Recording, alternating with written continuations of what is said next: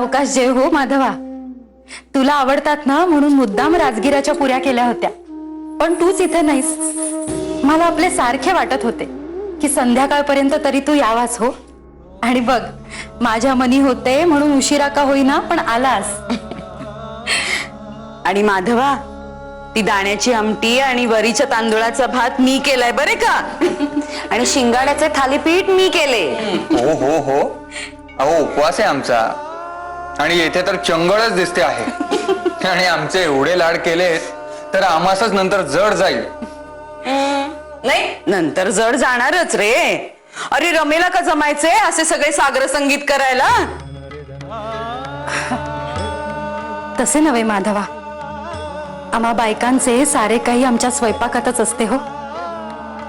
यजमानांनी मुलाबाळांनी अगदी पोटभर जेवले ना की आमचेच पोट भरल्यासारखे वाटते. म्हणून हा सगळा आटापिटा. बघ ना, प्रत्येकीने काही ना काहीतरी खास केले आहे आज. मी कुठे काही खास केले आहे?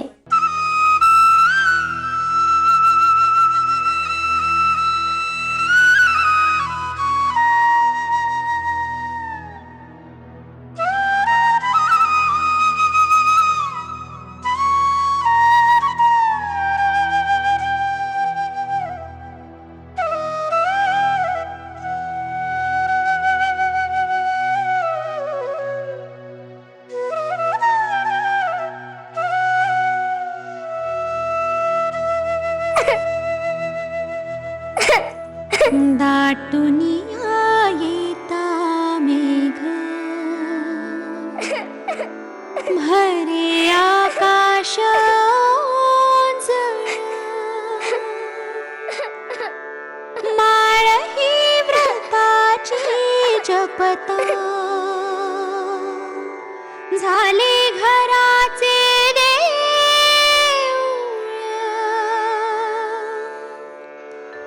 झिजे पायरी होऊन, जन्म चंदना सारखा त्याच्या कृतार्थ डोळ्यात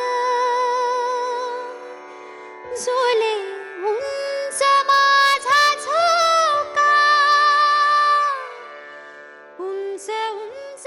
थोड्या वेळापूर्वी इथे किती छान वाटत होते आणि आता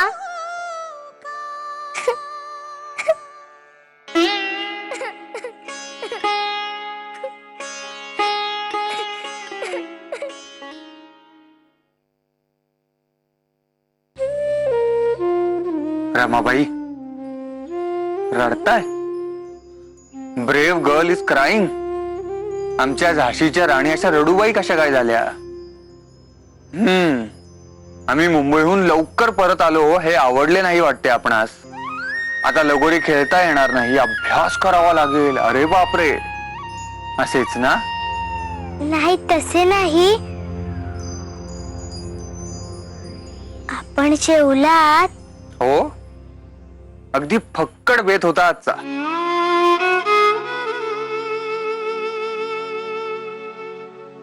हो रामाबाई, डोळे पुसा आणि हे पहा.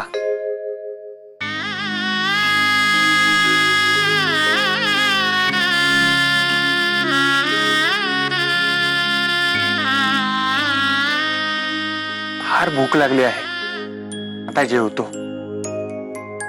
पण तुम्ही तर अभ्यासिकेत. हो रमाबाई, आधी आमचे ऐकून तर घ्या. तुम्ही गेलात आणि ताई काकू, दुर्गाक्का, माई सगळ्याच आल्या. आम्हास नारूने वर्दी दिली असे म्हणाले आणि तू आम्हास का उठवले नाही असे विचारले. फार रागावले होते सगळे. म्हणून मग आम्ही त्यांच्या बरोबर अभ्यासिकेत गेलो आणि जेवलो. मग आता? पण आमची भूकच भागली नाही. कारण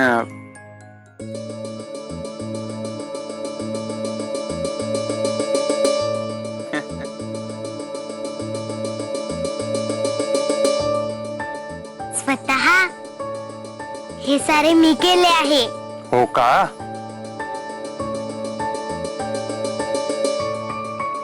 आधी हे ताक. अरे पण जिऱ्याची फोडणी नाही. म्हणजे मला एकटीला चूल नाही येत पेटवता.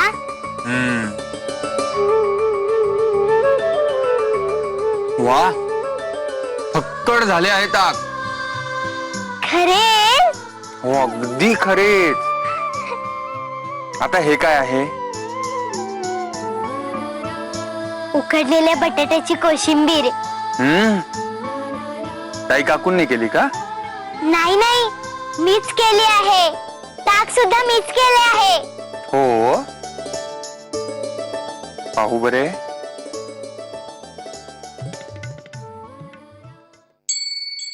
कशी झाली आहे?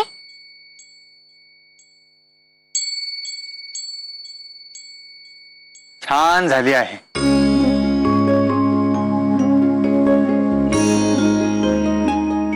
खरेच छान झाली आहे ना? हो. आणि आता हा वरी तांदळाचा भात. नाही नाही, तो मी नाही केला. तो सकाळीच सुभद्रा काकूंनी करून ठेवला आहे. तरीच काय? नाही, हा भात सोडून बाकी सगळे पदार्थ सुरेख झाले आहेत. तुम्ही माझी गंमत करता आहात. अहो, आपला संसार म्हणजे एक गंमतच आहे ना.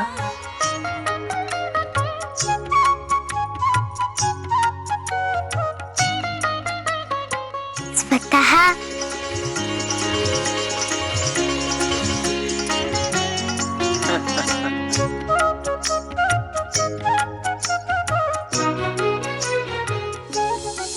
आपण हे असे इथे आलात हे आम्हास अजिबात आवडलेले नाही. अहो, इतक्या वर्षांचे संबंध आहेत आपले शेठजी, आणि आपला व्यवहार हा विश्वासावरती चालतो. त्या विश्वासालाच आज तुम्ही तडा दिलात. हो, नाही नाही गोविंदराव, असा तडा वगैरे काही जात नाही. अहो, इतक्या वर्षात व्याज कसे वेळेवर मिळत होते, पण आता व्याजही थकले म्हटल्यावर. तुम्हास वाटले गोविंदराव रानडे कपल्लक झाला, व्याजही देत नाही, मग मुद्दल कुठून देणार, होय की नाही? नाही नाही, तसे नाही, पण तसेच आहे, तसेच आहे. तुमच्या मनामधील हेतू आम्ही पूर्णपणे जाणून आहोत. पण शेठजी, जर का तुमचा अजूनही आमच्या शब्दांवरती विश्वास असेल तर पुढील 15 आठवड्यात तुमचे सर्व कर्जच आम्ही फेडून टाकतो. आणि बाळंबटजी, यापुढे जर कधी कर्ज घ्यावयाची वेळ आलीच तर यांच्या पिढीची पायरी कधीही चढावयाची नाही. भाऊसाहेब, आपण शांततेने घ्यावे. एवढी मोठी रक्कम 15 आठवड्यात कशी उभी करणार? जमेल, त्याचाही विचार आम्ही केलाय, पण आमचा शब्द म्हणजे शब्द. गोविंदराव, क्षमा करा, मध्येच बोलतोय. तुम्ही डोक्यात राग घालून घेऊ नका. अहो, मी मुद्दल कुठे मागितली आहे तुमच्याकडे? आमचे पैसे तुमच्याकडे आहेत म्हणजे आम्हाला चिंताच नाही. काय? अगदी बरोबर. तुम्ही तेवढे व्याजाचे मनावर घ्या. काय आहे ना गोविंदराव, तुम्ही थोडस आम्हाला समजून घ्या.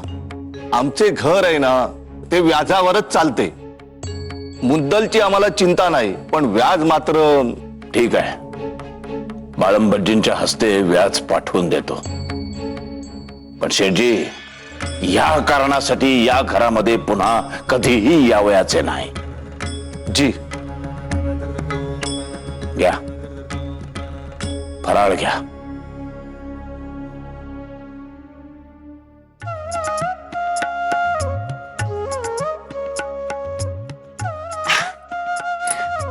अगदी उत्तम झालाय हो बेत. झाले वाटते जेवण. छे हो, अहो आता कुठे स्वयंपाक झालाय. आता या ताई आणि माईचे सगळे घोळावरले की मग कुठे नैवेद्य दाखवणार, आणि हो त्याच्यानंतर मग आम्ही जेवायला बसणार. बासुंदीचा बेत आहे आज. मला तर बाई अगदी कधी जेवते असे झाले हो. आता कालचा उपास नव्हता का माझा दिवसभराचा? तर सुकलीस गे सुभद्रे उपवासाने. काल काय फक्त ते रताळ्याचा शिरा, त्यानंतर झालंच तर साबुदाण्याची खिचडी, वरीचे तांदूळ, दाण्याचे लाडू, भोपळ्याचे भरीत, शिंगाड्याचे थालीपीठ, झालेच तर तुपातली केळी. एवढेच काय ते तोंडी लागले गे तुझ्या. बोलल्या अधून मधून केशराचे दूध आणि गोड ताक होते, ते काही धरावयाचे नाही हो. आता इतकेच खाल्ल्यावर उपवासाचा त्रास व्हायचा. तुमच्याशी ना काही बोलायची म्हणून काही सोय नाही हो. येता जाता आपले नुसते टोमणे मारत असता मला. कशाचा आनंद काही घेऊ देऊ नका मला सुखानी. घ्या हो घ्या, आनंद घ्या. तिकडे भाऊसाहेबांच्या मागे सावकारांचे तगादे लागलेत आणि तुम्ही इथे मारत आहो बासुंद्यांवर. कल्याण आहे हो. पांडुरंगा तूच बघ रे देवा. अगं बाई माधवा, अरे इकडे कुठे मोहरा वळवलास? म्हटले सगळ्या जणी हसतायत आणि येथे कोणीतरी उदास आहे. अगो बाई, आता बायकोचा कैवार घेऊन आमच्याशी भांडावयास आलास की काय? झुले उंच माझा झोका, झुले उंच माझा झोका.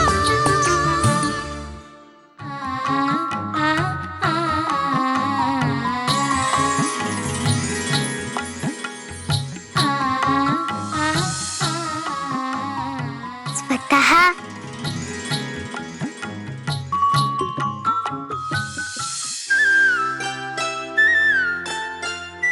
खूप एकटे एकटे वाटत होते. मग 4 दिवसांनी स्वतः आल्यावर अगदी बरे वाटते आहे. अगदी छान वाटते आहे. अण्णा जेव्हा कामासाठी परगावी जायचे तेव्हा आई अगदी शांत शांत असायची.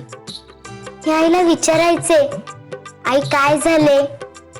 पण आई काहीच बोलावयाची नाही. पण अण्णा आल्यावर तिची कळी एकदम खुलायची.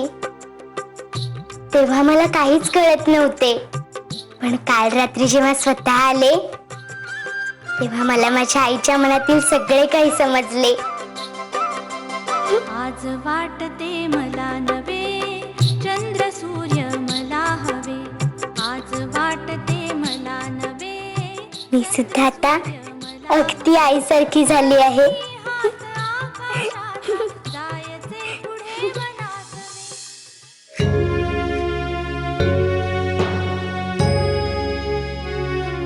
दुर्गाक्का, दुर्गाक्का,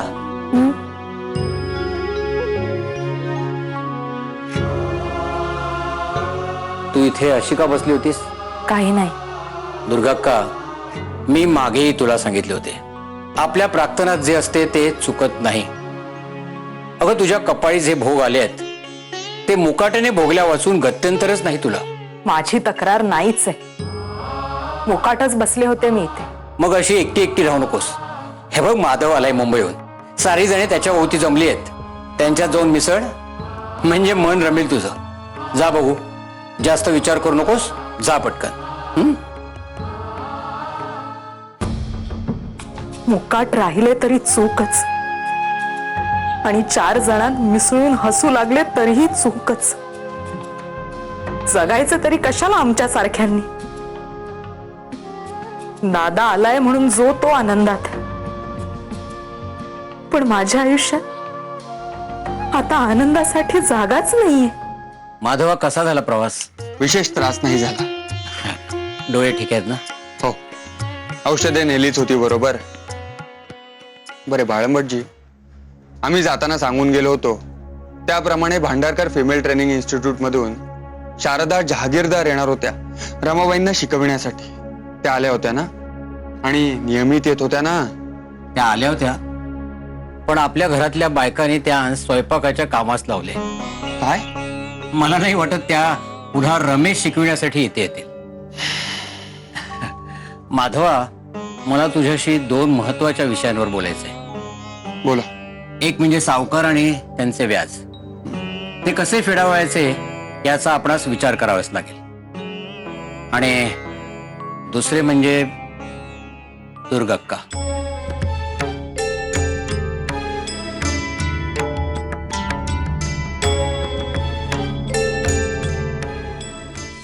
घरातल्या वडील बायकांची, इकडची, सगळ्यांची बोलणी मला खावी लागतात. रमेशचा अभ्यास हा आता अतिशय नाजूक विषय झालाय आणि त्याबद्दल आम्हा सगळ्यांची मते ठाम आहे. झुले उंच माझा झोका. झुले उंच माझा झोका. अगो सगुणे, हात चालव भराभर. तुझा हा शेव पिळून होईपर्यंत बाकीचे कपडे घंगाळातच सुकायचे. कसला हळूपणा आहे म्हणा. हळूपणा कसला, चेंगटपणा आहे. कसे होते देव जाणो. अगो बाई माधवा, अरे इकडे कुठे मोहरा वळवलास? म्हटले सगळ्या जणी हसतायत आणि येथे कोणीतरी उदास आहे. अगो बाई, आता बायकोचा कैवार घेऊन आमच्याशी भांडावयास आलास की काय? सासवांची चहाडी केलेली दिसतीये बाई साहेबांनी. रमांनी चहाडी नाही केली, त्यांचा तो स्वभावच नाही. परंतु काय घडले असेल हे आम्हीच ताडले.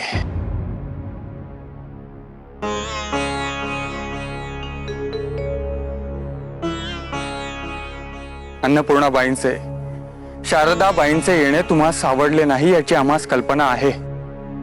पण त्यात रमांचा काय दोष?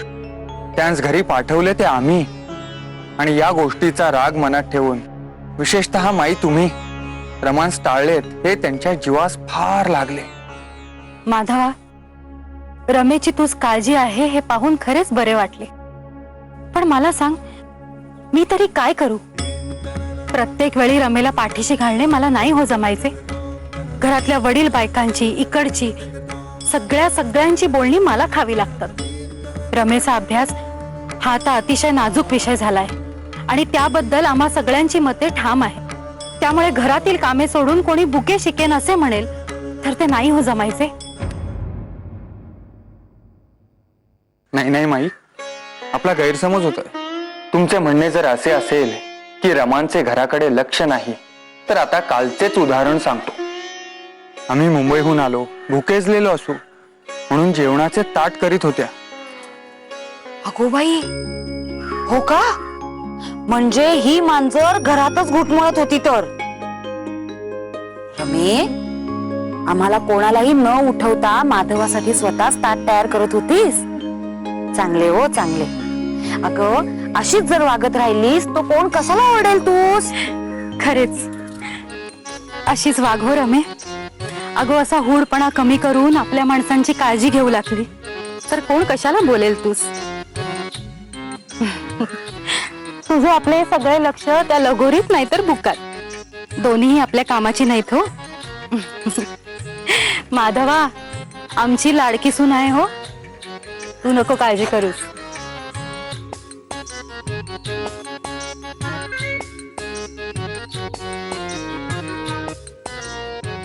पण त्यांचा अभ्यास नाही ना लाडका तुमचा. आणि तुम्ही जे सांगता आहात त्याच्या नेमके उलट आम्ही सांगतो आहोत. रमाबाई, तुमचे सारे चित्त अभ्यासात ठेवा.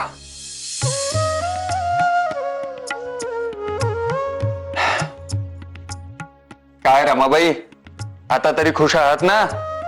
हो, मी अगदी खुश आहे.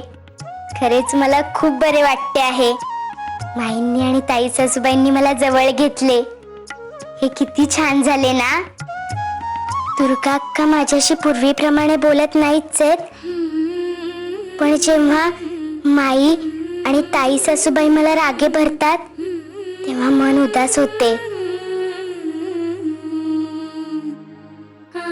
पण आता खूप बरे वाटते आहे. आणि स्वतः तुम्ही मला एकटीला सोडून कुठेही जाऊ नका. आणि जर अगदी गेलाच ना तर मला तुमच्या सोबत घेऊन चला. अहो, असे नाही चालावयाचे रमाबाई. तुमच्या घरी तुमच्या आई, आत्याबाई, काकी काही कारणास्तव तुम्हास रागे भरल्या तर तुम्ही लगेच घर सोडून जायचात का? नाही. नाही ना. मग हे आपले घर सोडून जाणे योग्य ठरेल का? पण मी आपले घर सोडून जावयाचे असे म्हणालेच नाही. तुम्ही जर कुठे बाहेर गेलात तर मलाही तुमच्या सोबत घेऊन जा असे म्हणाले मी. असेच काहीचे कारण उद्भवले तर तुमच्या आई अण्णासाहेबांसोबत लगेच घर सोडून जायच्या? नाही. नाही ना. मग असे पहा रमाबाई, आपल्या घरातील अथवा सर्वच लोकांशी जुळवून घेणे, मोठ्या माणसांचा आदर राखणे, सर्वांवर प्रेम करणे सर्वांना एकत्र घेऊन चालणे हे जमावयास हवे. माणसे आणि नाती अशीच टिकतात. कोणत्याही कठीण प्रसंगाने घाबरून जाऊन पळून जाणे योग्य नव्हे, तर ते कठीण प्रसंग आपल्या सहनशक्तीने आणि मायेने पातळ करावयास हवे. काल रात्री तुम्ही त्या घट्ट दह्यात पाणी घालून सुंदर ताक बनवलेत ना, तसे कळले?